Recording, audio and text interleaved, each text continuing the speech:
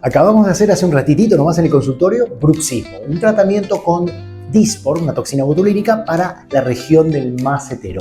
El músculo macetero es un músculo que se contrae en la masticación y cuando se contrae más de la cuenta produce una molestia, un desgaste a nivel de la dentadura y a veces ruptura. Justamente la paciente nos contaba: acabo de romper una pieza dentaria, quiero tratarme esto. Lo relajamos de los dos lados, logramos un descanso más profundo y una estética afinando el rostro y embelleciendo toda la cara.